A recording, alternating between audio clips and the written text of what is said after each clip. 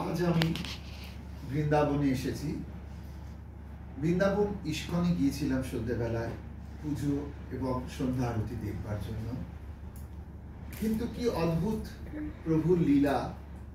ওই ভিড়ের মধ্যে আমি জাস্ট কয়েক মিনিটের জন্য ঠাকুরের আরতি দর্শন করছিলাম।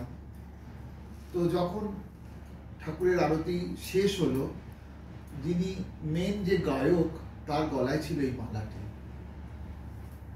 তিনি এনে আমার দিকে তাকিয়ে আমাকে পরিয়ে দিলেন।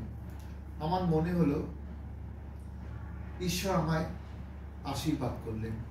তাই এই মালাটিকে আমি সযত্নে আমার হোটেল পর্যন্ত নিয়ে এসেছি। আর এর যে সুবাস আমি সারা জীবন ধরে তাকে ধরে রাখার চেষ্টা করব। তারপরে উনি আমার সঙ্গে কথা বললেন। বলে উনি আমাকে বললেন যে আপনি এসেছেন, আমার খুব ভালো লাগছে। অত ভিড়ের মধ্যে উনি আমায় নিয়ে গেলেন আরেকজনের সঙ্গে করে, যিনি মন্দিরের অথরিটি। আমার পরিচয় দিলাম। দেওয়ার পরে উনি আমাকে দুটো বই গিফট করলেন। একটা হচ্ছে এই বইটি আমায় উপহার দিলেন, পূর্ণ প্রশ্ন ও পূর্ণ উত্তর, শ্রীকৃষ্ণের নানান কথা ও কাহিনীকে কেন্দ্র করে।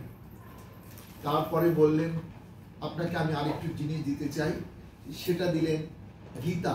হিন্দিতে গীতা আমাকে প্রেজেন্ট করলেন।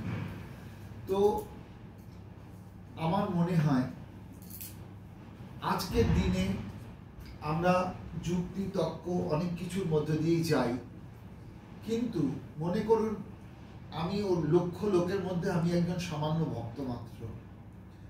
মন্দিরে গেলাম, যাওয়ার সঙ্গে সঙ্গে ঠাকুরের আশীর্বাদ ধন্য চারটি জিনিস আমি উপহার পেলাম। একটা কথা আছে, বিশ্বাসে মিলায় বস্তু, তর্কে বহুদূর। তাই তর্ক করতে চাই না, যুক্তিও পেতে চাই না।